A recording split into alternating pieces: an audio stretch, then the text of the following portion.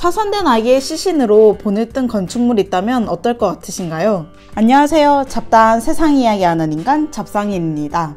오늘은 20세기 천재 건축가 안토니 가우디가 설계한 사그라다 파밀리아 성당의 재미있는 일화를 이야기해볼까 합니다. 스페인 바르셀로나에 있는 가우디의 수많은 걸작 중 가장 유명하다고 해도 과언이 아닌 사그라다 파밀리아 성당. 첫 번째 일화는 건물의 주출입구가 있는 정면부를 뜻하는 파사드, 그 중에서도 탄생이 파사드에 관한 일화인데요. 사그라다 파밀리아 성당에는 총 3개의 파사드가 있습니다. 각각 예수님의 탄생, 순환, 영광을 주제로 설계되었는데요. 그리고 파사드에는 각각 주제에 맞는 성경 내용이 조각되어 있습니다. 1화의 주인공인 탄생의 파사드는 3개의 파사드 중 유일하게 가우디 생전에 조각이 되었다고 하는데요. 이 탄생의 파사드 조각들에는 가우디의 완벽주의 성격을 알 수 있는 일화가 있습니다. 가우디는 실제에 가까운 조각을 만들기 위해 실제 사람과 동물을 석고로 본뜬 후 조각을 했다고 합니다.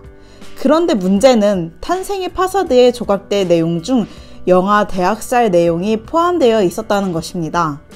살아있는 아기를 본을 뜰 수도 없고, 과연 가우디는 어떤 선택을 했을까요? 어쩔 수 없이 아기는 본을 뜨지 않고 작업을 했을까요? 가우디는 고민 끝에 이런 결정을 내렸습니다. 바로 사선된 아기의 시신으로 본을 뜨는 것. 사선된 아기의 시신으로 본을 뜬 건축물이 있다면 어떨 것 같으신가요?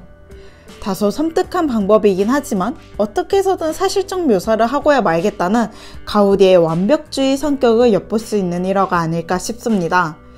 이렇게 완벽한 구현을 목표로 하다 보니 자연스레 건축 시간이 길어질 수밖에 없었을 텐데요.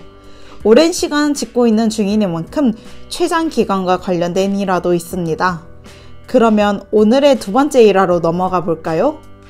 100년 넘게 건축 중인 사그라다 파밀리아 성당이 세계 최장기간 불법 건축물이었다는 사실을 알고 계신가요? 이게 어떻게 된 일인가 하니 공사를 시작하고 약 3년 뒤인 1885년 당시 성당의 관할 기관이었던 산 마르티 신청에 건축 허가를 신청을 냈지만 허가가 나지 않았다고 합니다. 그렇다고 불허가 난 것도 아니었죠. 허가가 나지 않은 채 건축이 진행되고 있었으니 자연스레 불법 건축물이 되고 말았습니다. 그렇다면 대체 왜 이런 일이 있었을까요? 허무하게도 행정착오일 것으로 추정된다고 합니다. 정확한 이유는 밝혀지지 않았지만 건축 허가가 없다는 사실을 모른 채 공사가 진행된 것이죠. 관할구역이었던 산 마르티가 1897년 바르셀로나에 합병되며 더더욱이 이 사실이 잊혀진 게 아닐까 싶습니다. 그러다 착공된 지 약 130여 년이 흐른 지난 2016년에 바르셀로나시에서 사그라다 파밀리아 성당이 불법 건축 중이었다는 사실을 알게 됩니다. 결국 137년 만인 2019년에 정식으로 건축 허가를 받은 합법 건축물이 되었죠. 어찌되었던 무허가 건축물이었던 것은 사실이기에 성당 건축위원회에서 3,600만 유로, 하나로 약 490억 원의 벌금을 내기로 합의하였다고 합니다. 이제 정식 허가도 받았겠다. 빨리 완공된 모습을 보고 싶네요. 하지만 가우디 사망 100주기가 되는 2026년 완공을 목표로 한다는 발표가 무색하게도 2026년 완공 목표에 적신호가 켜졌습니다. 그 원인은 바로 코로나. 코로나가 왜 원인이 되었냐? 바로 건축 비용을 관광객의 입장으로 비용을 충당하고 있었기 때문입니다.